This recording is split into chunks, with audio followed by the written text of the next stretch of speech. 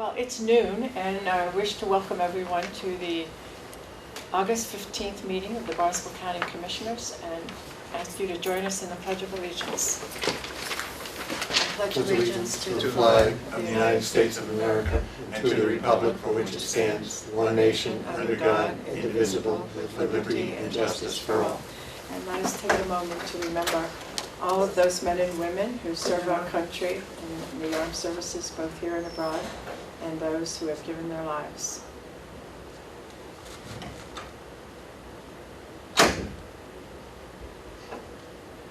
Thank you. And right on time.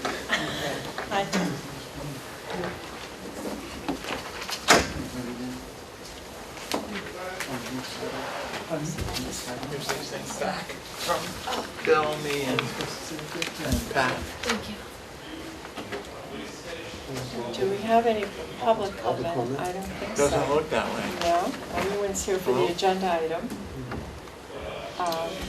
So we're going to take a few minutes and maybe approve. Yeah, and then that one will be on time so that the Barnstable Patriot will not complain that we didn't set up. So. Well, you see, we did a new layout. Kara's done a terrific job sort of tweaking the So much more professional. I love this. What is it? Were you in Helvetica or Arial? We aim to please. Okay, I like the sans serif setup. Says ink too, apparently. Sans serif, you know, you're Yeah, losing the flag. that's really very good. That's really helpful. You like the aerial better? Yes, Okay. that's good. You have to separate it out so we know what we're looking at. Okay. I would move. I don't have anything on here other than. Do we have anything that indicates what Steve Caruso and Melinda Gallant's connection are in the community? Yes, Bill, if you look in the news action folder, there's a letter from Raza. Yeah. It will tell you what their affiliations are.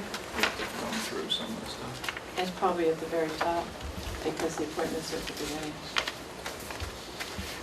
Here's the minutes. Everyone up in the minutes. It just says that they were. Oh, here it is. Pavilion Rehab and Nursing Center.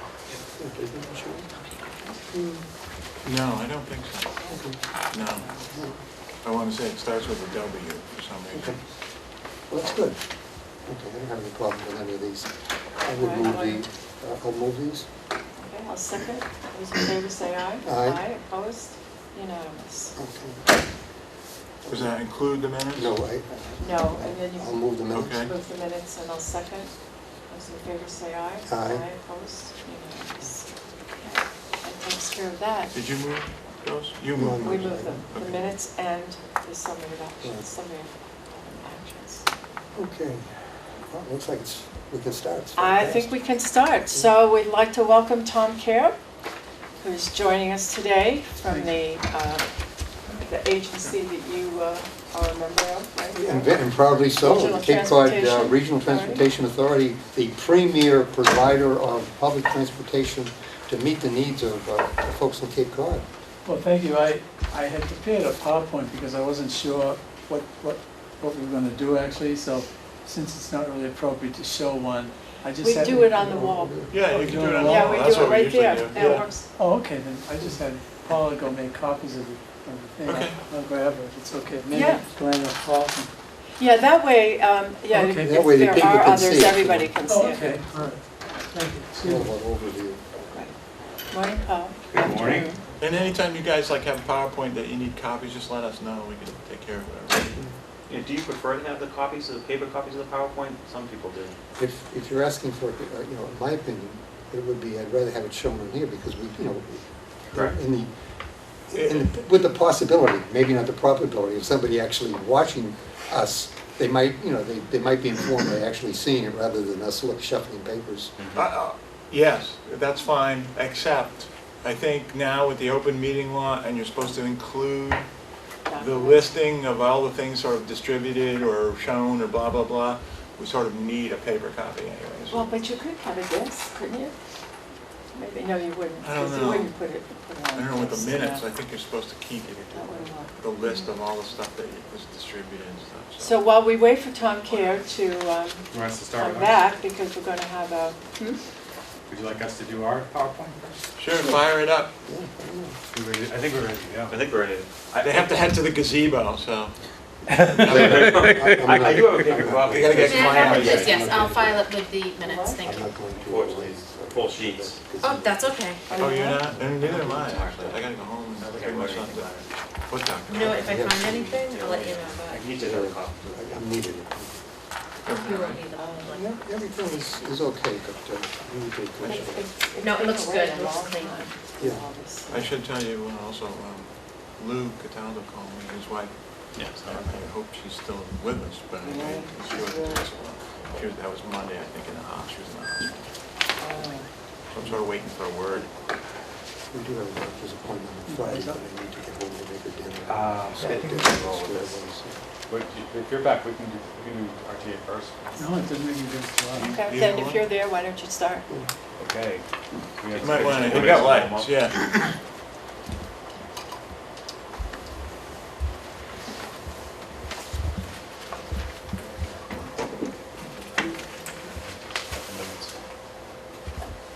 Well, while you're waiting, maybe you could explain to the people at home. Yeah, you have what to we're fill in doing the here. time there, you know, no dead air. No dead air.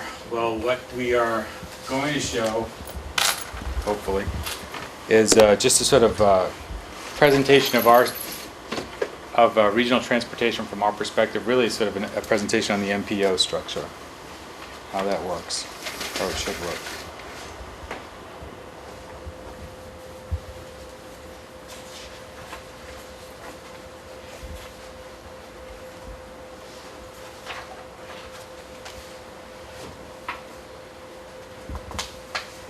Because as everybody knows, the MPO is an organization to give local input with regard to transportation planning, and was originally represented just by the Cape Cod Commission, but in the last several years it's been represented by members of elected bodies on a sub-regional basis here on the Cape. And I believe we just had a new election and new appointments from the 4 sections of Cape Cod. And I think people should be aware that there's an opportunity for them to have input on transportation projects in their vicinity by talking to the member that represents them from the MPO, and it can be accessed either through the selectmen in their town or directly to the MPO through the Cape Cod Commission. And the contact there would be Priscilla LeClaire, I believe, Yes. would be the person that you could interact with to get their interest measured. You know, the other thing I mentioned too, Madam Chair, is that this is part of our ongoing special commission recommendations review. There seems to be a lack of awareness sometimes, I think, that we're actually going through the recommendations and trying to review each of them sort of one by one. And this is item number 1, transportation. So we are reviewing them and continue to do so. All right, thanks. Yeah, it might be better to have Tom go first. This is in some sort of catastrophic breakdown. Yeah, I don't know what's going on. Well, you know. You didn't hit it, did you? Did you hit it? Yeah, I did not that's hit worse. it. It's just that it's Okay, probably but it's apparently there's a problem with laptops it. from the That's why he's Lincoln saying for us to go administration. first, so I'll just hand it up. Fill out the motion, say you're gonna go to the HR. Yeah, now the whole computer's- it was just some sort of catastrophic stuff.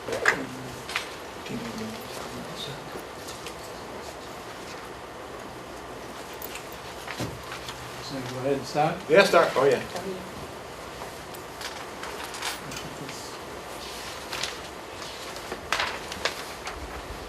Well, I first want to thank the county commissioners and folks in the county for allowing us to come over and talk about transportation issues. As all of you know who have been involved with Cape issues over the years. Transportation, along with water quality, have been at the top of everybody's concern for as long back as I can remember. And now that I'm over at the Regional Transit Authority, we're trying to make a difference in terms of providing a more enhanced and better, safe, reliable public transportation. So I have a PowerPoint that I'll run through quickly, and I think it will be informative, and I'm hopeful that if there's any questions, we're happy to answer. We are one of 14 regional transit authorities in Massachusetts, and our responsibility includes the 400 square miles of Cape Cod. One of the things that I've tried to do since being there is to approach transportation concerns in a multimodal fashion, working with our transportation partners from the rail world, the ferry world, the bike world, the bus world, and I think those discussions have resulted in better communication, things that have helped not only the visitor and tourist to Cape Cod, but the citizens of Barnstable County as well. The statute that we're governed by is Mass General Law 161B.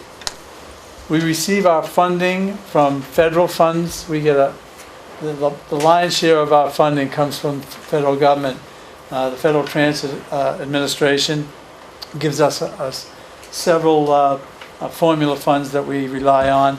We have what is known as state contract assistance, which was a chunk of money that we get from the state every year. And of course, there are local assessments to the 15 Cape communities for the service they receive in their community. And fortunately, there's a cap on that. So even though every tax dollar is of concern, the local assessments are capped and are somewhat minimal compared to the service they receive.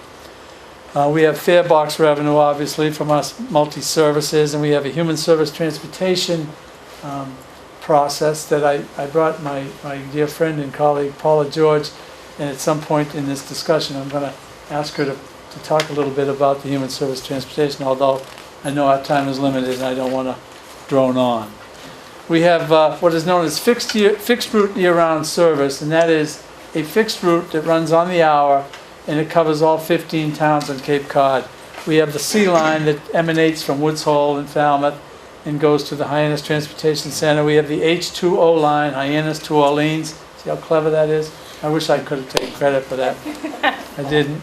And that's another fixed route, probably our most productive and successful fixed route. We have the Barnstable Villager that traverses the community of Barnstable and comes over here to the courthouse and the Cape Cod Community College, and that's a very busy route as well. We have the Flex route that I know Sheila and Bill and others were all involved in the Lower and Outer Cape, running from Harwich to Provincetown, that deviates off the fixed route to pick people up to 3/4 of a mile. We also have two new recent fixed route services, one starting in Bourne, one starting in Sandwich. We've only started that service in January.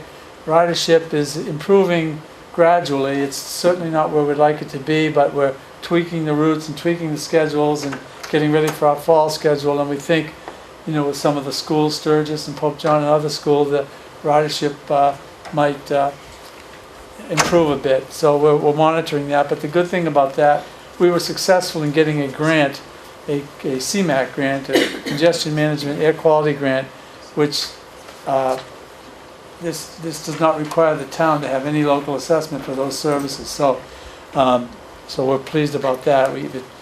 If it fails in 3 years, we tried, but I'm confident, and it's not my nature to let something fail. So we're hopeful that we'll be successful there. And I want to just applaud my friend Bill Doherty, who not only sits on the county commission, but he's also a member of my board and was very helpful in promoting that service. We have the hours of service in the fall, winter, and spring. It's Monday through Sunday in the summer. It's Monday through Fridays on the weekdays. We have hourly service except the new Upper Cape service.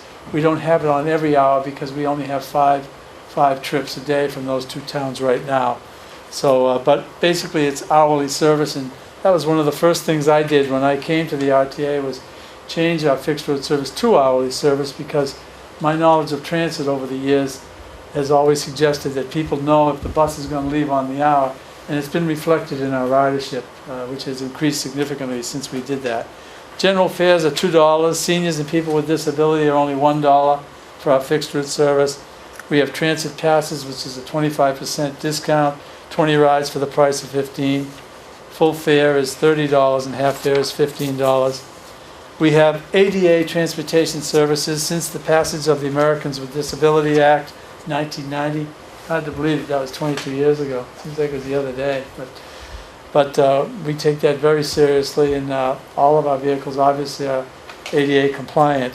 And we have door-to-door service for folks in that category, although they have to meet the eligibility requirements. And we go up to three quarters of a mile off our fixed route service. You can access our service. We have same day and hours operation as a fixed route, and our fares are $2.50 per ride. We also have, which is somewhat unique here on the Cape, our dial-a-ride transportation, our DART service. A lot of folks I've known over the years think that it's a service exclusively for seniors and people with disability.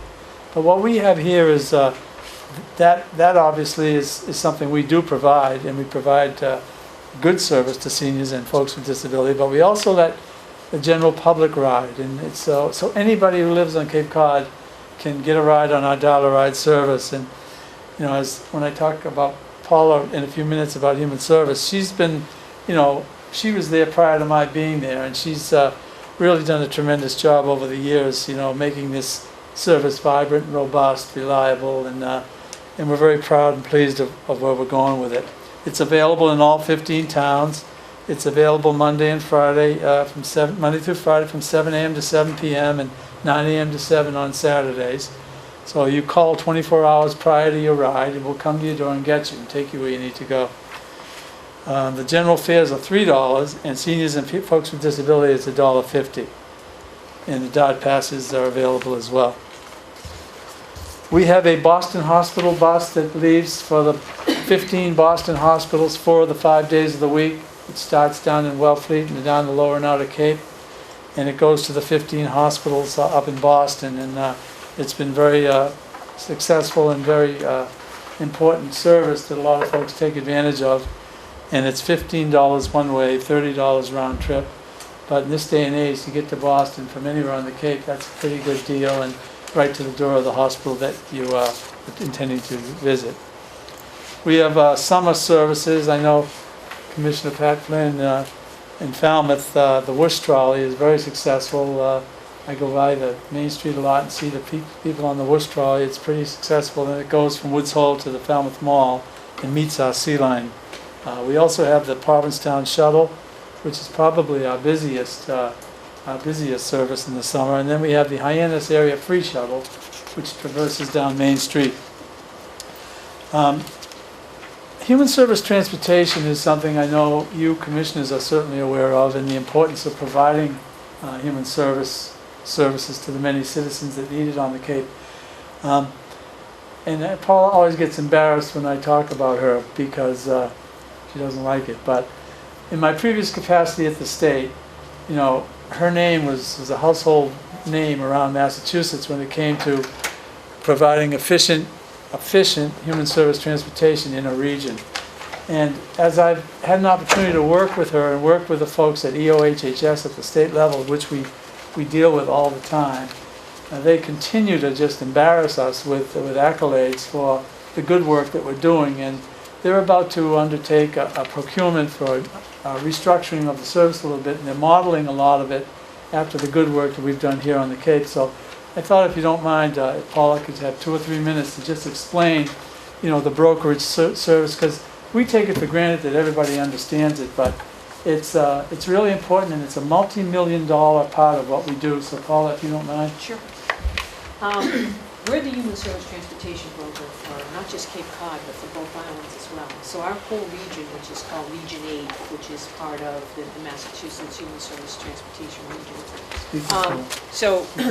So we provide transportation services to Mass Health folks. We provide transportation services to Mass Health members that are going in and out of day programs. There are 8 day programs on the Cape. We provide transportation for the Department of Developmental Services for their workshops. And so these are folks that are going to work and they work during the day and they're able to, live the lives like the rest of us live. We also do transportation for the Department of Public Health. We do their early intervention program, which is children from 18 months to 3 years. We also do Mass Rehabilitation Commission. We do their work, but also we're the broker for the Mass Commission for the Blind as well, so we do that. But we also do just our human service transportation contract with the state alone. Our budget for that is over $6 million for FY13. So you can just imagine, we provide over 250,000 trips for them each and every year. And as Tom was talking about, there's a new procurement coming up in FY14, and the reason that this new procurement, because we actually should have gone last year, but they decided to extend our contract 1 year because there's going to be more agencies coming into the human service transportation brokerage. So there'll be more human service transportation work we're going to be responsible for here in the Cape, more agencies coming into that. So we see that expanding. Plus we also have contracts with the Visiting Nurse Association. We do all their adult day health work into both of the programs that they have. Plus, we also have a contract with Elder Services. We do all their home care transportation. That's the transportation that keeps people in their homes so that they, are not winding up in nursing homes. And we also have, agreements with all of the council on agings that for their supportive days. And we use our DART service to do a lot of supportive day work for them. So under the human service, we also do the social service transportation on the Cape. We have a number of providers that are under contract with us. And so we're very, very proud of the work that we do for human service transportation. Thank you, Paula. And what we did in our call center, we completely changed our call center. We brought it up to the HTC, and Paula oversees that. And you need to come in and look at how wonderful it is and how incredibly talented and wonderful our people are that work there. And as she said, we book over 1,000 rides a day, and that's a lot of rides. And folks aren't, I don't think, aware of the good work that we do. And we've got such tremendous people in our call center that Paul and I talk about it every day that, requires patience, as you all know, and they just do a remarkable job. And we continue to get, emails from folks expressing their happiness with the way they're treated. So pleased to. Can I ask a question? Sure. Absolutely. Sure. How does one access that service if you were part of, say, Elder Services in some fashion and you wanted to utilize the bus? How would you do that? Usually what happens is that you are referred to us by one of the caseworkers at Elder Services. And also with the human service agencies, people get referred to us through what they call the transportation request form. So we get the request form that gives us authorization to go ahead and provide the transportation necessary for these people, whether it's on our own services. And our own DART service actually does about 45% of all the PT1 transportation on Cape Cod. So we do it with our own services. So that brings revenue into us, and then also we're able to save the state money. But it's all done through referrals from the agency. If you would, make a distinction between if you just wanted to get a ride on the DART service, rather as opposed to accessing through Mass Sure. Health. Well, that's our general public dollar ride transportation. Anyone can call our 1-800 number, and they can book a ride on our DART service, and our DART service covers all 15 towns of Cape Cod. And as you can see, it's very, very reasonable in terms of $3 for non-seniors, non-disabled, and $1.50. So we had door-to-door service. So if I were at home and I was using the VNA services, and I needed to go somewhere for an appointment or whatever, they would make that arrangement through you? They would. Now if I were eligible. Yeah. Usually though with the VNA, our contract is for their adult day health programs, which they have one in Sandwich and one in Howard. So we provide transportation to bring their consumers to those programs. However, they refer people to us all the time. This person, they have an elderly parent, or and what we'll do is we'll happily reach out to people if they're referred to them, or they give them our number and they call them, and we try and work out transportation plans for people, even for people from welfare to work, or we hold we're on the Department of transitional assistance, we're on their advisory board for Cape Cod and the Islands. So we work with all of these human service organizations in the Cape Cod. Okay, thanks, Paul. And if we get overwhelmed, Paula will go pick them up in her own car. But anyway, as you can see, you know, and recently, about a year and a half or so ago, we were booking about 600, 700 rides a day. Now it's well over 1,000, up close to 1,200. And, you know, we've got a strategic marketing strategy to let folks know about our general data ride service. So it's been good.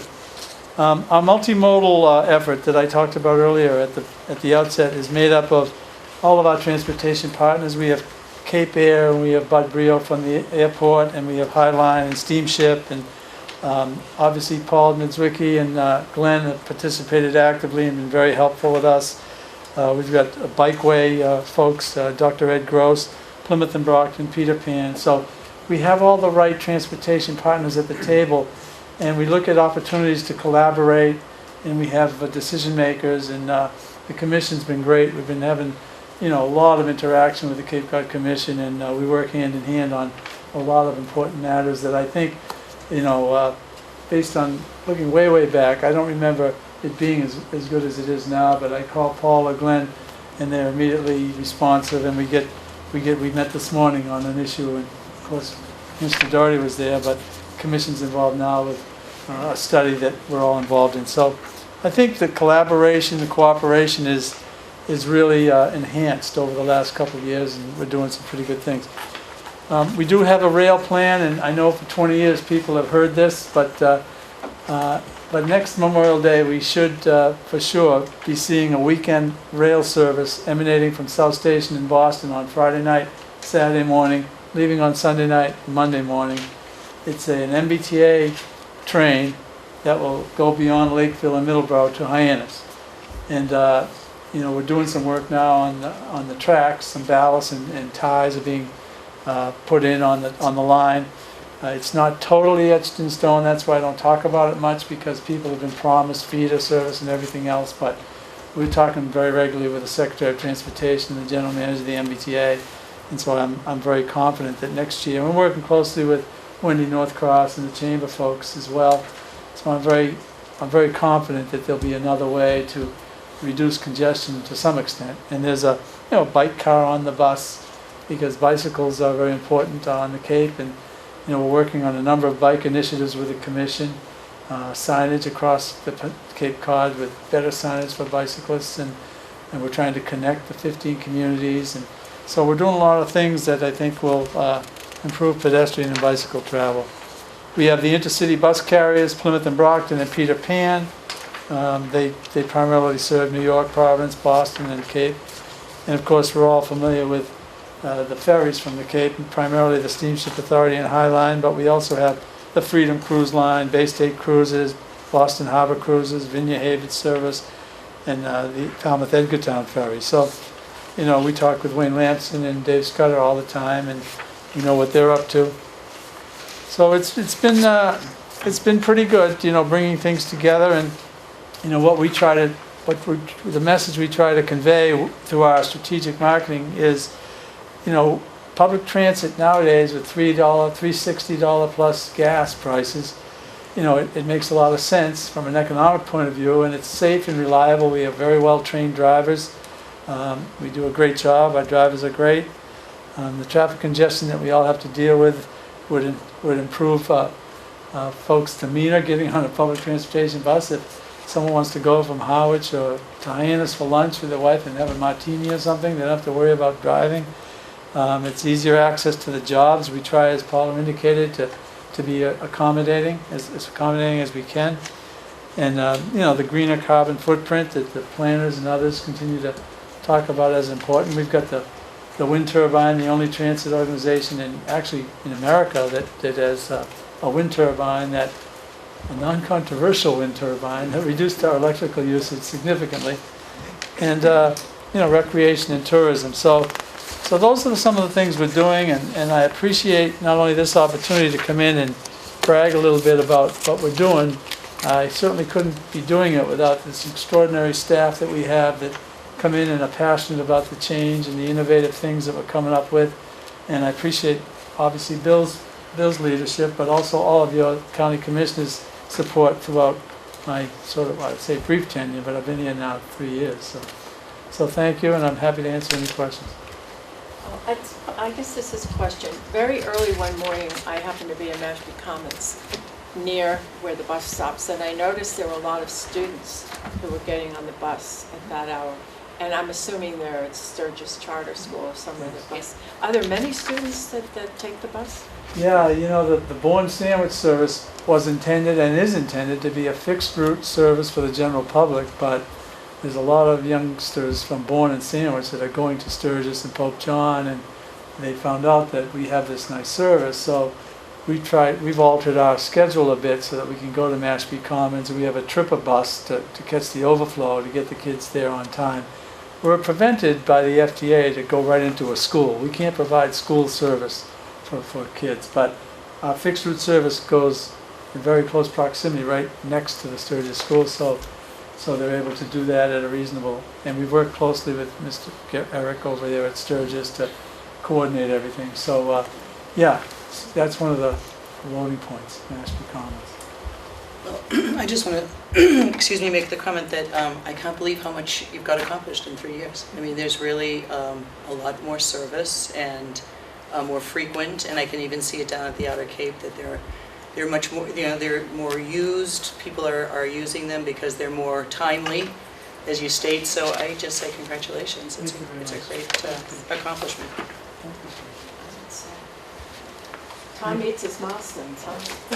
No, it's really good. I mean, every year we hear about it, just more and more. And it's just amazing how much transportation, well, we all know how needed it is and useful it is, but there's so many other ways that it really helps people get to where they need to go. Well, that's So what I wanted that's to bring good. Paula, because she's been in the trenches for a long time and, you know, never takes a bow, but she's incredible, and as is everybody else in this staff. Thank you. I just want Thank to add you. one thing, that Yes. not only is Tom doing a great job as far as running the RTA, but he's also chair of a very important committee that's dealing with traffic congestion on the dreaded bridges. And this morning, he did a wonderful job of navigating among the different opinions with regard to what should be done and what shouldn't be done. And I think people need to know that there's now cameras at the bridge to let you know what's going on, and I believe that there's a spirit of cooperation among the the various actors, the Corps of Engineers and Department of Transportation. And I know that at the next NPO meeting, I'll be asking as to where we are with regard to the planning piece, because it turns out that based upon the last or the most recent iteration of the transportation bill, there's supposed to be initiated action, as you've been telling me, by the Department of Transportation with the Corps of Engineers, as opposed to the other way around. And it will be a question that that'll raise at the next NPO meeting as to how they're making progress on that. Thank you, Bill, thank you. You know, I don't mean to continue to, but Bill, Bill's most everything, and he's been a very outspoken leader on this matter, so I appreciate it, because the Upper Cape has some strong opinions on some of our decisions. Just to clarify, the cameras on the bridge are linked to DOT, which are then linked to message boards, which give people information about it. So will it be another bridge or a tunnel, do you think? Well, I think we've made some real progress. This morning we had a meeting and Glenn participated, and Paul has been aggressively trying to get some real funds to do some modeling that will tell us a lot about certain things that we're contemplating to improve traffic flow. So, the agencies are talking to one another. It's, there's no panacea there, but we're making a difference, and I think it's being noticed. Well, if I could take my hat off to Tom, Tom has done a great job, I think, of bringing these groups together. And some of these are very difficult topics to tackle. Tom has done a great job, I think, of bringing everybody to the table and having these discussions in an open manner where everybody is able to express their opinion, which is very important. We need to discuss these and work out solutions for them. But Tom's done a wonderful job of doing this. The other thing I would say with Tom is we are collaborating more and more, because as I tell people all the time, there are no such things as highway projects anymore. All projects now have to be multimodal. You can't get funding for a straight highway project anymore. So the cooperation between highway, transit, and bicycle, and even, I should say, the ferry and the airports. People are constantly looking for connections. You know, I think it drives people mad when the transit line, or even, you can see a sidewalk all the time, the sidewalk to nowhere. Yeah, you know, it just frustrates people to no end. So to have those connections, it's critical in this day and age. And more people who are trying to travel without their automobile too. They're looking for these multimodal connections. So, you know, certainly between the ferries, the transit, and bicycle, we see it all the time on Cape Cod. It's happening constantly. You're going to segue into how they're going to integrate the intermodal center into a mixed-use development of parking and housing, which is, in its, I'd say, infant stages, but it's something, watch this space. I didn't get into everything, but that is something we're undertaking. And we're 3 months into a one-year process to look at potential development at the Hyannis Transportation Center, working very closely with the town of Barnstable to ensure that our considerations are consistent with their long-range plans. But it's a real opportunity, and it's a serious opportunity, that we have implementable recommendations at the end of this year, as opposed to a study that goes on the shelf. So yeah, that would be exciting. We'll be talking about that further as the year goes on. Okay, Paul, are we All right. up and running? We'll get into the MPO. We're not up. Oh, we're not up and running, okay. IT problems again.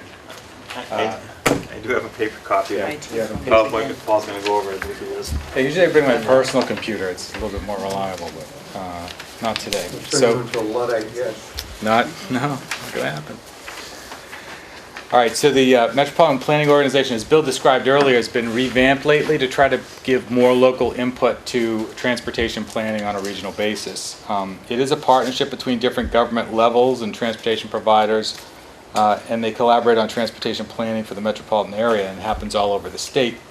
The MPOs operate under the federal law to vote on documents that are required on federal legislation. Most of the transportation money originates at the federal government, at the federal level, comes through the state as a subgrantee, and then is pushed out to the regions. So that we need a body that will sort of deliberate and decide where that money goes. On the next page of the PowerPoint, you see the transportation planning process with a lot of boxes there. But there's really sort of an easier way to try to explain it, and that's by sort of looking at the important documents. And there are 3 important documents on the regional level. It's the Regional Transportation Plan, which is a long-range 20-year plan that's updated every 4 years. There's the TIP, or the Transportation Improvement Plan, which is a short-range plan. It's a 4-year program, but it's updated annually. The TIP is really the capital aspect. So you've got the Regional Transportation Plan. The TIP takes care of those capital. How are we going to fund those projects where we need to put a shovel in the ground? And then there's our favorite, because it's ours, the UPWP, which is the Unified Planning Work Program. That's updated every year and has to be authorized by the group. And it's an annual planning activity that relates to transportation on the Cape. So those are the important documents. Now, if we look at them and break them out individually, we have the Regional Transportation Plan. And that is long range. It's 20 years. But it is updated once every 4 years. And it looks at all transportation modes, existing conditions, any problem areas, planning factors, and issues like air quality and anything that's financially constrained. It looks for public input on the plan, and it recommends policies as part of it. And that, you can access that plan on the Cape Cod Commission website. The TIP, as I explained, is really sort of the capital piece of what happens. And so this is where, if you've got a project on the Cape, a transportation project, and you need to get it funded, you've got to get it on the TIP. You've got to get it prioritized on the TIP. And then when the money comes in, the project will start. If we look at the unified, the UPWP, for example, that's sort of the planning activities, and that's really run by the commission. So we have those 3 planning documents, those 3 documents, and the MPO really sort of has to approve all of those. If you go to the next page, you get that colorful map of the Cape. This shows some of the changes that Bill was talking about earlier. In order to encourage more local participation in the regional process, they really took the Cape and carved it up into 5 equal areas, so about 20%. Each area has about 20%. And so by definition, Barnstable gets its own slot. So Barnstable has a permanent seat because it, by population, has about 20%. And then you have the Upper Cape is subregion A, Dennis Yarmouth is subregion B. Brewster, Harwich, Chatham, and Orleans is subregion C. And Eastham, Wellfleet, Truro, and Provincetown are subregion D. So they all have seats on the MPO and can vote. And that So- is new? Is that a new? It's probably, process? 3 Less years than a old. year. No, less It's than a year. yeah, it's less than a year. For the additional one, there's been 3 districts that have decided to make that 4th one. Right. Barnstable's always been permanent on it. Yeah. But it was decided for more representation of geographic areas, it was thought to be useful to add that additional breakout. Right. So it's a pretty good sub-regional breakdown at this point. And so if we look at the voting members on the MPO, it's the Massachusetts Department of Transportation. We have a county commissioner that gets to vote. We have a Cape Cod commissioner that gets to vote. The CCRTA gets a vote, as well as Mashpee Tribe, and then all of the sub-regions. So you see that the voting members really do represent sort of state, regional, and local or municipal levels. If you look at the non-voting members, that's really where we get more of our federal participation, federal highway, federal transit. It's also where and the Army Corps of Engineers and the Cape Cod National Seashore National Park Service, all those federal entities, as well as the Steamship Authority and the Cape Cod Joint Transportation Committee. So we have the JTC. Now the JTC itself is made up of the 15 towns as voting members. Most of the DPW folks in those towns sit on the JTC, as well as Dr. Ed Gross, who's the bike representative there. So 16 voting members, and a number of non-voting members like the Commission, the RTA, Federal Highway, Federal Transit, Mass DOT, the Office of Transportation Planning, and Region 5, as well as APCC as non-voting members on the JTC. So it sounds like a bunch of alphabet soup, but it actually works. I mean, we've got the JTC that makes recommendations on sort of capital projects, and then we've got this regional transportation plan with a capital component and an annual planning component to it. And we look at really sort of all modes and things related to transportation. So if you look at the rest of the presentation, we can show some of what we've done. So these are examples of transportation system improvements through the MPO process. And it involves the camera installations, the Shining Sea bike path, the Route 132 corridor improvements in Barnstable, up by exit 6. And then also Route 137 in Harwich, bridge maintenance in Barnstable, roundabouts in Barnstable and in Sandwich, especially the exit 5 improvement. When you come off of exit 5 in Barnstable, they've got that roundabout there now. That is a substantial improvement. And examples of also transit service and the Hyannis Transportation Center. Tom's covered a lot of that. And soon to be under construction, Dennis and Route 134. And then in Yarmouth, Old Townhouse Road and Forest Road. And then down on the lower Outer Cape, we've got Orleans at Route 28 and 6A. So these are all examples of projects that get loaded on the tip. And that's how they get funded. Well, I wanted to spend some time on the importance of the advisory nature of the Joint Transportation Committee, that since they represent the Department of Public Works within their community, that might be a good place for somebody to start to talk about a highway project. Because I think that there's some confusion. Citizens would say, how do we get something that we want? Yeah. How do you initiate that? And perhaps the understanding how that advisory committee advises the the MPO, that it's sort of a way of sort of introducing something. Yeah, I mean anyone interested in local transportation projects can go to their town hall DPW, and you can talk to the DPW folks there. The JTC is one of the, in my opinion, one of the best examples of regional effort that we have. I mean, that group meets regularly. It has a great attendance associated with it. And they talk about transportation projects, and they make their recommendations to the MPO. It's laid out here and in the PowerPoint as it technically exists, but really the federal partners and the state partners on the MPO are very strong partners. I mean, they really do ultimately, I think, control. It's really a conversation between JTC forwarded projects and our state and federal partners moving forward. As you know, Bill, we've had some concern in the past around the bridges and trying to get money for a bridge study. and it hasn't always met with great acceptance. We haven't been, it hasn't been suggested that we continue to do that kind of thing on the bridge. But there was a capital budget that had $1 billion for a canal area study that was at least floating around last month. So it's an awkward process. It's still, on some level. And when you look at the special commission recommendation, the recommendation really on transportation was, stated that it's important to push for more collaborative efforts around planning and implementation on transportation, and that we should convene regional and local transportation groups annually. And it's always been a frustration because people will say, well, where's the regional plan? Where's the regional transportation plan? Well, there is one. I mean, it's online. So either we're not promoting that well enough, or the plan itself isn't available and accessible. So there are other areas I think we can take that special commission recommendation and improve on. Two primarily. One is in the Comprehensive Economic Development Strategy, the CEDS program, because as we did the reordering this year after the Smarter Cape Summit, that canal area study really came out as number one.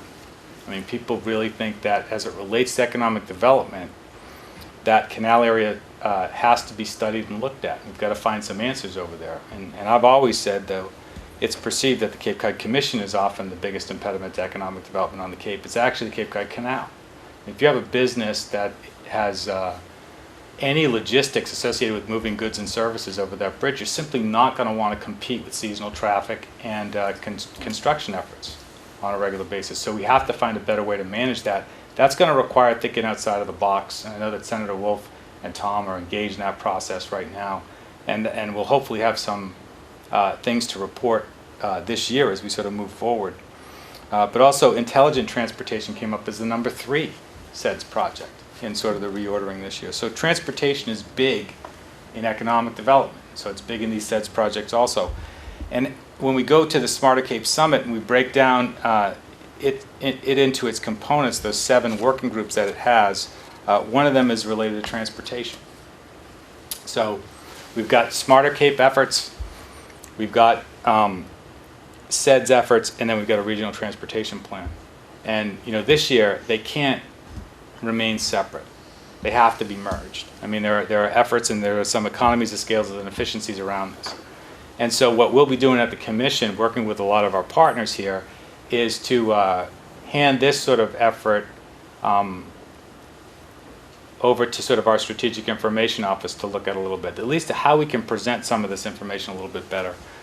Glenn has got his transportation staff fired up around a lot of this. There's so much transportation data that we have, but how we present it, I think, is directly connected to how successful we are at attracting resources to do the projects that we need to do. So I think you're going to see a new approach, a new bent on sort of transportation this year that integrates the good work that's already being done in the Regional Transportation Plan and makes it easier to understand to the general public, but then also is directly connected to the Comprehensive Economic Development Strategy and to the Smarter Cape initiative. So that's really what we're going to do going forward this year.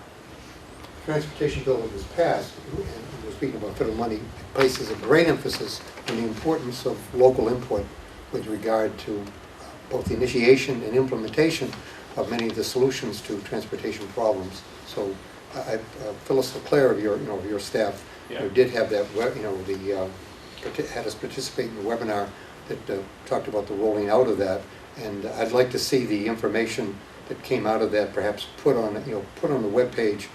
When you talk about people understanding what the transportation, let's say, problems are, I think they're only looking at one little piece that they can't get out of their driveway. They're not really looking at how all of these tend to be holistic and have to be incorporated into a strategy that looks at housing, business development, economic development, and let's say the elimination of traffic, a reduction or elimination of traffic congestion. Traffic congestion and all of the studies that the Cape Cod, or the surveys the Cape Cod Commission has done over the years, has always been either number 1 or number 2. Yes. And part of what I think we'll be able to do is take a lot of the data that we have this year and put it on a map so that you'll be able to see it in a way that you haven't seen it before. And what you'll see is, over time, You'll see the intense congestion on the bridges, especially when there's construction and there's backup and everything, but you'll also see congestion at the airport rotary, from the airport rotary to the Yarmouth Town Line in the summer, that actually is longer and more sustained than anything we deal with on the bridge. And it's those kind of factors that have to go into helping us apportion tip money. But there are also other sort of strategies that we can use going forward to deal with some of the seasonal congestion on the bridges, and some of it's not related to sort of new infrastructure. Some of it might be staggering, by community sort of checkout times, and there are other ways that we can manage the traffic that goes over the bridge. So there'll be an intensive effort at that throughout the next 12 months. So we'll have more to report next spring on the transportation side. I can understand people, the resistance to tolls on bridges, but I don't understand where is the resistance of maybe looking at enhancing the bridges or solving that problem when you say it's. Well, is that more local resistance that comes up with that? No, listen, the Army Corps of Engineers is in charge of the bridges right now, and they do a really good job at taking care of those bridges. The maintenance on those bridges is impeccable, and I would venture to say it's probably better than if the state were in charge of them. They do a great job.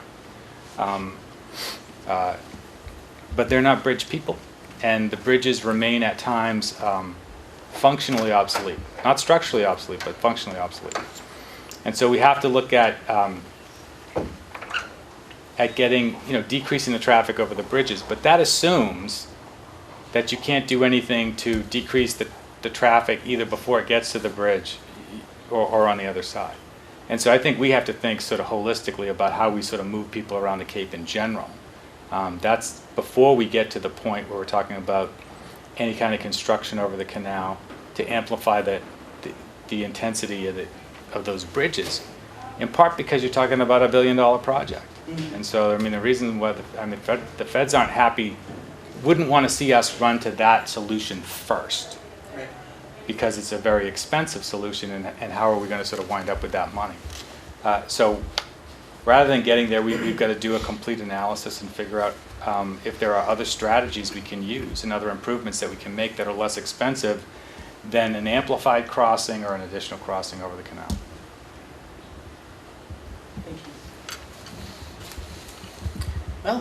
Well, I just wanted to say something too about, all through all of this, even listening to Tom and you about the good things that are going on and the changes that are made, and these changes can have very positive impacts on people, and it's communicating this to people, this whole idea of communication.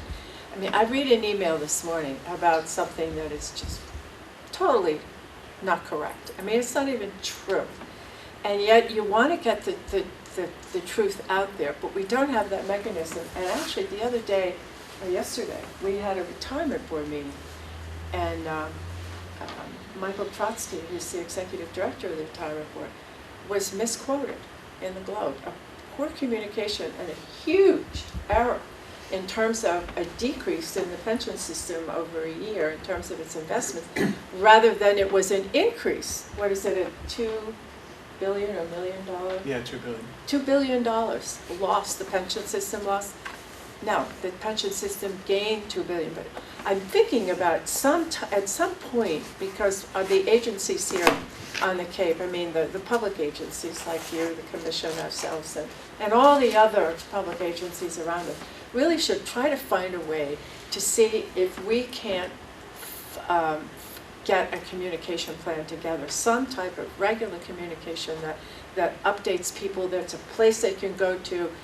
They can pick and choose. They don't have to go to 5 or 8 or 10 different websites, or whether it's print or whether it's internet or something, but a much better way to let people know what we're doing. And I think that was the problem that the retirement system had, was the same thing.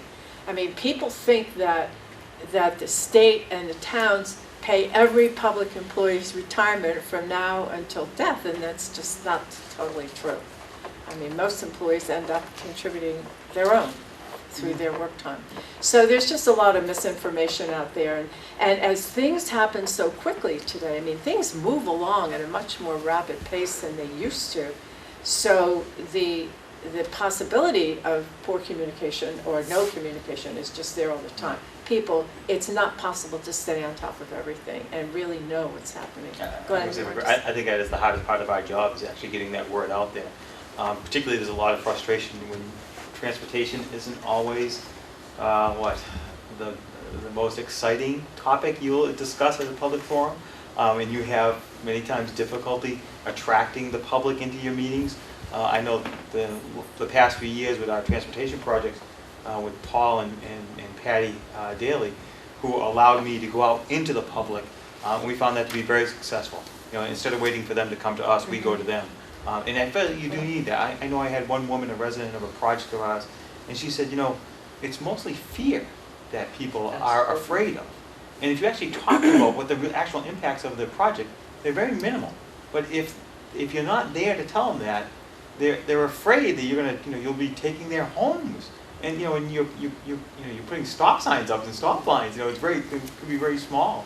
But the fear of those projects sometimes is the thing that drives them. And maybe it's the same thing there. It's the fear that the pension system won't have enough funding that people are afraid of. But it is very difficult. And disinformation attached to fear goes very quickly. It does. Whereas you try to get the right story out, and then it's looked at as with skepticism. But it isn't just to counter disinformation, it's to get The proper relevant, timely information out to people on what's going on. Because they say, what do you do? Well, that story. Well, what does the county do? We'll be answering that question forever. But anyway, I just think there's so many good things happening, but how do we let the public know what those are, and how important it is to them to know, so that they can take advantage of it. Well, anyway, that's for another day. I might challenge the public at this point to say that if they're interested in having some change made with regard to transportation, whether it has to do with a street improvement, an access ramp, or public transportation, that there is a means available to do it. And if you have something to say about it, open your mouth and say something about it, because there are people here that want to get that input, that would incorporate your interest into these plans that we make. And if we don't hear from you, we can only assume that you're consenting to whatever we're doing. But to end on a positive note, we are really honored to have, I think, people from the most go-to agencies on the Cape here today, and who are really moving forward and making a lot of strides and making things better for everybody here. So Tom, thank you, and Paul, thank you as well. That was very helpful. Thank you all. Great work. Jerry. I just wanted to point out that the difference between summer traffic and winter traffic. And some plans are for overall traffic, but it took me an hour to get home from Willow Street to Eastham the other day.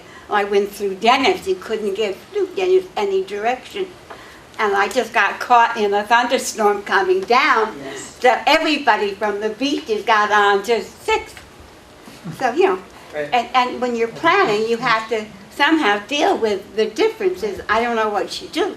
But my next door neighbor is selling his house. He had an offer, but they went home to Connecticut Sunday night and withdrew the offer. So the economic piece is there too. And I don't know, I'm just throwing out my solution, living in Eastham, not to leave my house in the summer. No, it's really bad down there. It's Today very was difficult. I don't know very, what very you bad. do about it, but it makes life Big public very transportation. difficult. Oh, yeah, I know. Let's move. Thank you. Thank you. Thank you, everyone.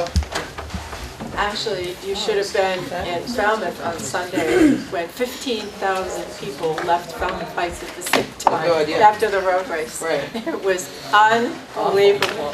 I was never caught in that before. I don't That's know terrible. why, whether I left earlier or, I don't know. All right, so let's go back to our agenda. We've taken all the votes. All we have left is any individual reports. Oh, Mark. Before we leave Yeah. sort of the transportation, Oh, if you sort of review what the special commission said, sort of, we've covered it, and I'm not sure where to go Right, those from things here. are happening. But it's- Yeah, well, Yeah. it's sort of already happening, exactly. Right. So, So I we don't know just if say, it's putting we number one to agree. bed, or, Well, we agree and we continue to support that. and Well, I we think- continue to do it, Yeah. Yeah. Well, I think we should probably have an interim report Yeah. at the end of the year. Okay, all right. To That's a get, good to idea. send back out to, I mean, wherever we are, giving them an update, the assembly, the special commission members. Yeah, Give them an interim report about where we are, and we can make that kind of an assessment, good, okay. which I think would be a good idea. Put that down on my list. Mhm. Do you have any? I have a couple of things. I need your vote to approve the use of the county complex parking lot for the Harbor to the Bay bike ride on Saturday, September 15th from 8 a.m. to 6 p.m. So can I have a motion to that effect? I second. All those in favor say aye. Aye. Opposed? Unanimous. Good, thank you. I mentioned last week, and I will remind you that on September 13th and 14th, the 12th Annual Children's Code Conference on child sexual abuse is happening at the Cape Cod Resort and Spa. So, Yeah, we what can time sign does you up that for We'll start? stop by that. It's, I believe they're all day, both It of is. those days, the 13th and 14th. I think it starts like I mean, it's like- 8 o'clock in I the don't have the morning and then time. Oh, they you go to had, I lunch. didn't have the Yeah. times. They'll probably send the times out. Yeah, if they could just Oh, send yeah, that. Yeah, well, we in can January. register you. If you want to go, we'll register you. I'll have Karen register you, Yeah. so. It's I very, have it down on my calendar to go. Okay. But there's a time when we're asked to go. Yeah, I mean, it's usually either at the lunchtime, Yeah. We'll or get the at agenda very for you. beginning. Yeah, So we'll get we the agenda know where because you are. usually, yeah, there's 'Cause I don't have something that they right like us to be there for. I Yeah. don't recall what it is. Okay, and then I also wanted to let you know that the first in a series of events for National Preparedness Month from the Regional Emergency Planning Commission is happening on Tuesday, August 21st, up in the Harborview Conference Room from noon to 1 p.m. And it's the topic is Cape Cod storm history, why Cape Codders should prepare. There'll be 4 of these, they're calling them Brown Bag Lunch Series. This one will be the presentation will be by Frank O'Laughlin, he's a meteorologist. And there'll be a series of these. Is that It's at noon? Tuesday, August 21st at noon, yep, noon to 1 o'clock. And then the big event that these are leading up to is the Family Emergency Preparedness Open House on Friday, September 14th. And I'll give you more information about that as we get closer to it. But this is all for National Preparedness Month, sponsored by our RATC. I have 2 things. I went to the Veterans Stand Down on Saturday. It was about Oh, yeah. 135 people, veterans that came. And we had a great presence of county departments there that were supporting the event. I see Congressman Keating, gave the keynote, you might say, on it, and I guess he and I were the only elected officials that were there.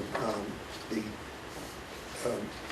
Representative Ratzelis sent Tom Bernardo, and I forget who the other one was. But in any case, it was well attended by the people it was intended to serve. And this morning I went to the first meeting to talk about traffic congestion issues on the bridge, and that was well attended by the Chambers of Commerce, as well as the federal and Corps of Engineers and the state DOT. And I think I mentioned that earlier, that they've got the cameras up and they're working on trying to come up with some solutions. The continuing question, which has not been addressed, is the so-called long-term solution to the problem. And as mentioned in Paul's presentation, we need to have a planning piece. What I did get out of the briefing that I got on the federal transportation bill is we need to get an answer from Mass DOT as to what steps they're taking to communicate to the Corps of Engineers how to begin that planning process and to get allocation of funds. The canal clearly is the water of the U.S., and the bridge is their piece of it, but the interconnection piece, which is the sore point, is not something that they take responsibility for it because they defined their responsibility. The bridge works, nobody falls through it, Right. that's the end of it.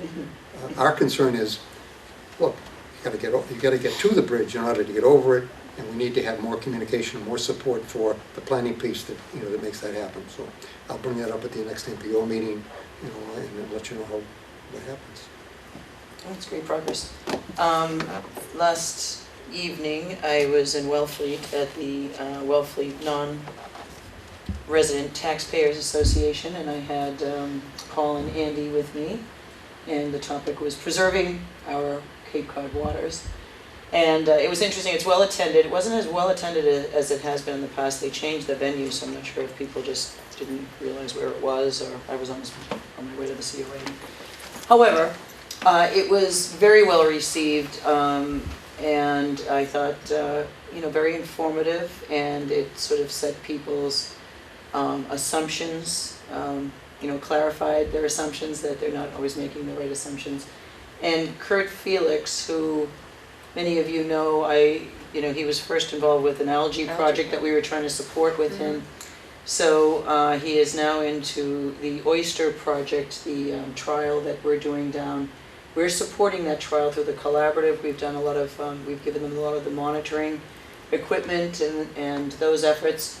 And again, we're looking at it and keeping a close eye to see what is the efficacy of really building up your oystering. You know, he was saying that like in the there were records that they had gone by, maybe by the turn of the century, where one trawler was doing scalloping or harvesting scallops or shellfish. And it was 18 million on that one particular boat was harvested in a day. Whereas today there's about 2 million across the whole town that are harvested in a year. So it just goes to show you the change.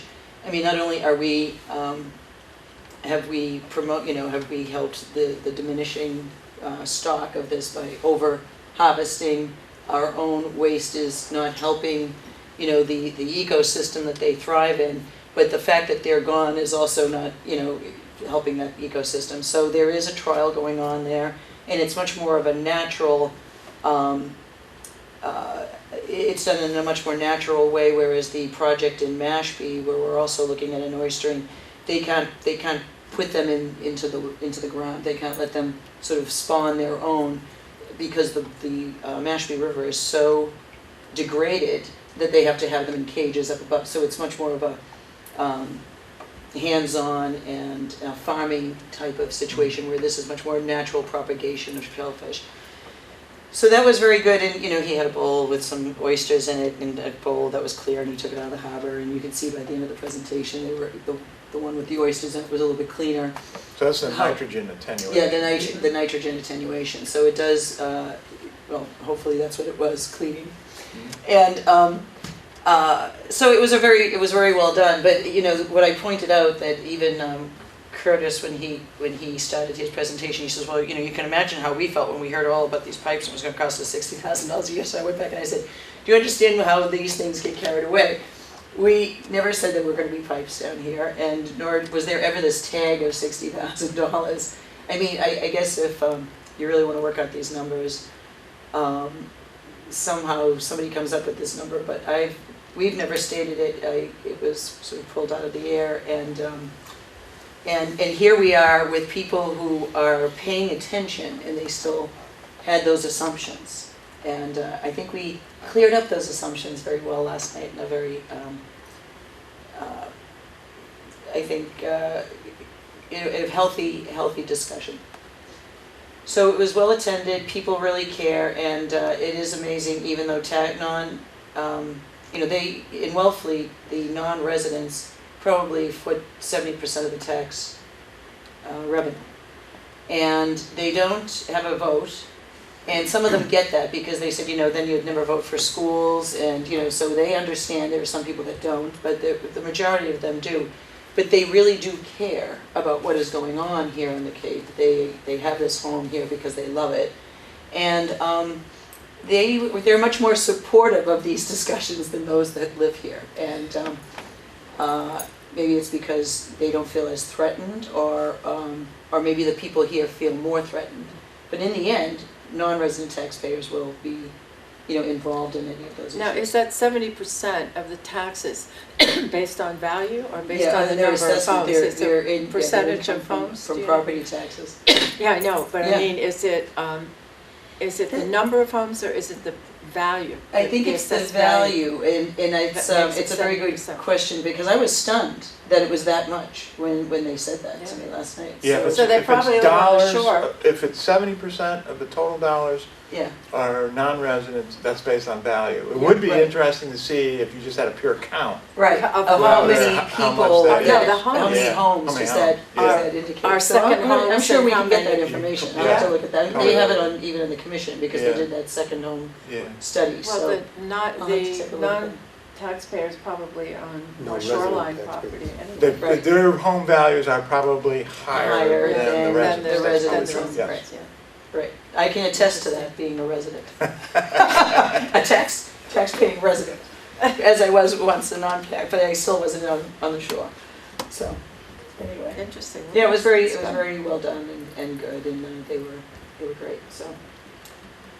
And, it went kind of late, so I appreciated them coming all that way, and Andy had to fly down he was Zooming from Boston, he hadn't come up there, but he made it. Well, that's amazing, Yeah. with the traffic that you can, Although, just to, Jerry was saying that because of the rainstorm, it just came down pouring. This All of a morning. sudden, yeah. it stopped in Eastham. So I went off the back road, which probably, 6 of one, half a dozen of the other. I got on the highway, and by exit 11, fortunately I hadn't passed the exit, it had come to a dead stop. So and it's as far as I could see, I was like trying to peek, and nothing was moving. So, and from that exit to get onto 6A is as long as going up to exit 9. Yeah. Since you live around here, I would know that. Yes, I know, but I'm sure you're familiar with that. So by the time I'm like, okay, maybe I should have just stayed there, but I don't know, Actually, it seemed you like go an the other way. accident. You go to 28, because that's shorter. Yes, and that's an easier way to go. I was thinking, okay, so that's what I'll do 28 next in time. the summer. But it just seemed like, Yeah, oh my traffic is God, always are we worse that than far the other. away from 6A? And then I came up and that, somebody pulls in front of you and, as my mother would say, there's a whole Cape Cod in front of you. Yeah, they're going like 10 miles an hour. So everybody's on vacation mode now, they're all relaxed, so it was, but it Well, was they're all fleeing amazing the how beach. many people. Yeah, they're all fleeing the beach. They're all because fleeing it's all the raining. beach, yeah, It's raining, so they're already Right. 10 miles an hour slower. right. So it's all of right. those It things. Well, was- you it was remember the pretty rain on amazing. Sunday Perfect morning. So that delayed the road race Yeah. because the DPW had to come out and pump water off the roads Right. because of the runners. Oh, So God, you yeah. can't run through. There are only 2 areas that are that get really bad if Yeah. there's a heavy rainstorm. So they had to delay 15 minutes while they pumped water. Elaine Davis ran that. Yeah, I know. Yeah. I heard. I'll have to Yeah. talk to her about it. It was very humid. There were Oh, it was there wicked was the humid that highest day. number of people in the medical tent in Yeah. 10 years. Wow. Yeah, on it was Sunday. incredibly The humid this humidity past was weekend. Humidity really. really attacked. The temperature didn't seem so bad, but and you didn't notice, well, I mean, I wasn't running obviously, but I'm sure if you were running, you Lost noticed that 5-10 pounds on that one. there were 12,800 runners this year. Wow. That's hard to believe, It isn't it? is, Yeah, packed into Falmouth, yeah, Yeah, And then all the people that come with them, right. right. you know, all the And all the hangers stuff. on, and all the, there was a Vendors young and- boy, well, I would say he was probably 19 or 20, doesn't speak any English, and he had never been on a plane before, and he flew into Boston from Ethiopia, his very first plane ride. And there are families who are designated, sort of designated people that house some of the runners from other countries, yeah, like that. And Did he win? when he was at Coonamessett, Friday night, they had the big reception for everybody. And I mean, he was like, he didn't know where he was. He Right, had I'm no sure it was a idea. totally different It was world. an amazing experience for him, yeah. No, it was a pretty interesting weekend. So this Yeah,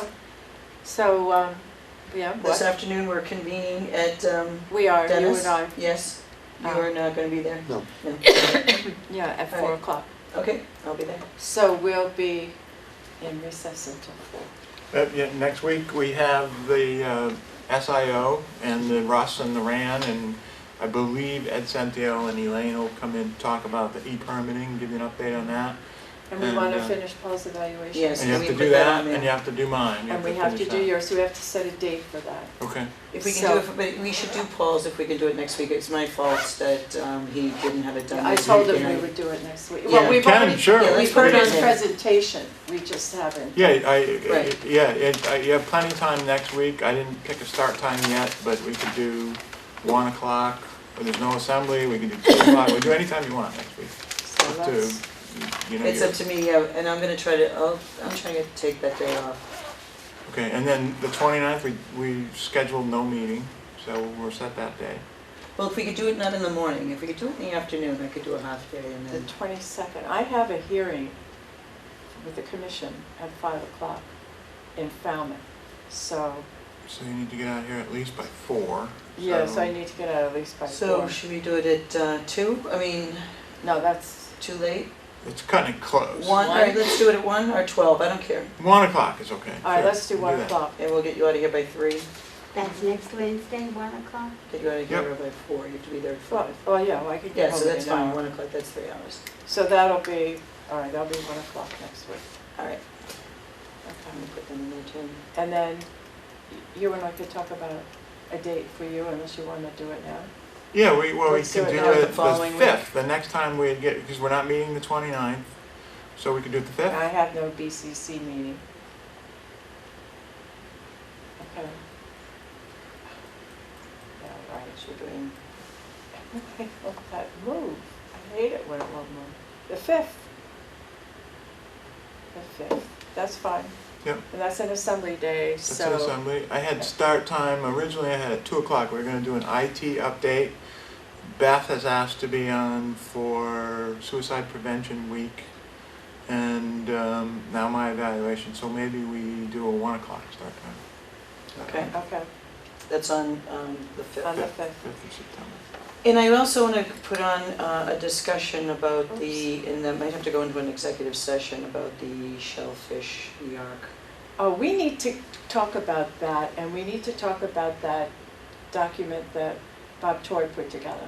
We need to talk about that. That Purchase and sale. started, Yeah. yeah, and an intermunicipal agreement or what is it called? It's, There's two different The documents. ARC, no. Yeah. Is it the same document?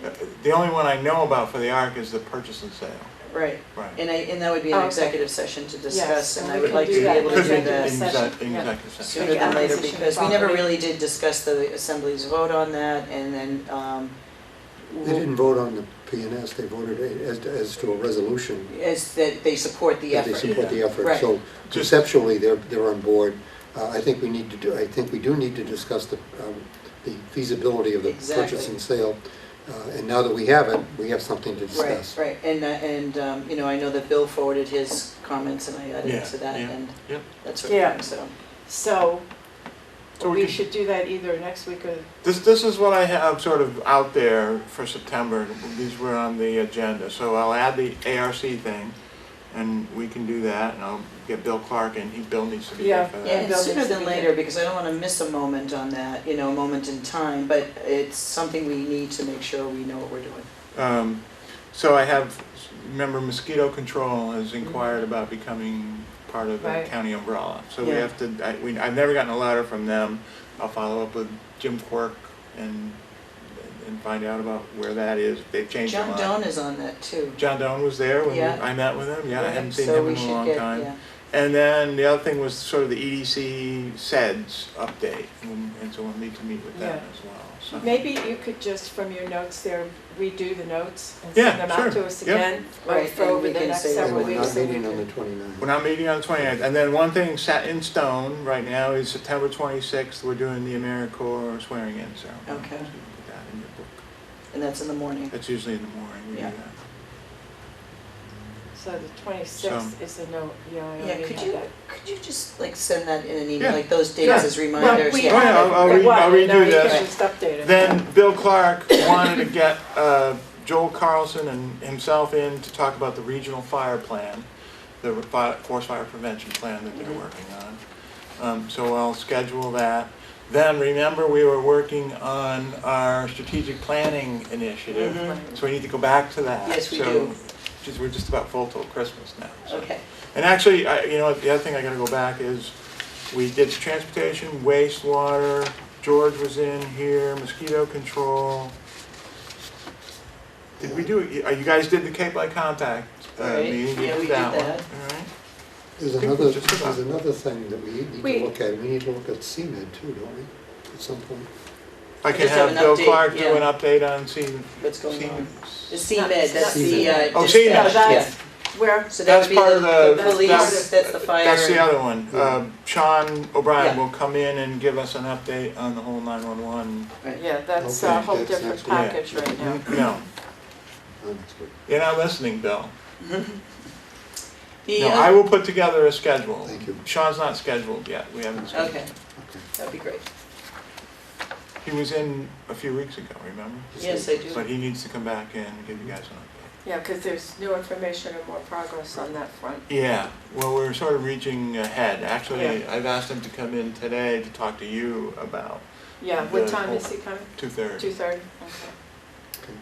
I guess at this point we're done. So of all those things, just to go back to sort of the special commission thing, once we get through that, oh, and there's one other, you probably need to talk to Beth about human services and housing. That would Once be- we've gone through that, Yeah, then we've pretty much covered all of the functional aspects of the special commission report. Then we'll have to deal with the governance pieces. I will speak with Beth because I wanna know if she would like to have Paul Rashinskas in here with her and kind of talk about where those two interact and how that can be enhanced and, or it yeah. can't be. So Yeah, I'll have her get to you with dates that she Yeah. could do that on. yeah, that would be Right? great. Yeah, she's Okay. coming in on the 5th, but that's to talk about suicide prevention week. Alright. The other thing that I did last week was that there was a friend raiser with the Red Cross in Eastham. I am on the board of Red Cross, and we all know that it's a wonderful organization here on the Cape. And those of us, there's many people that don't realize all of the disaster intervention and response they do, and they are volunteer. And but when they were giving their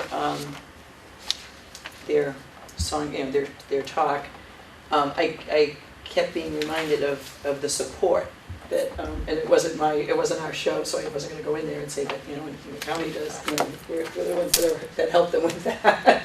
But there really was, it made me think of a lot of their success is that they are a vital and active member of that disaster team that we put, that is there with the fire, police, American Red Cross, the county is the lead in coordinating those efforts, and so it is really great work that they do and great volunteers. So I just want to give a plug to the American Red Cross here on Cape Cod, and people should know about it, learn about it, and support it.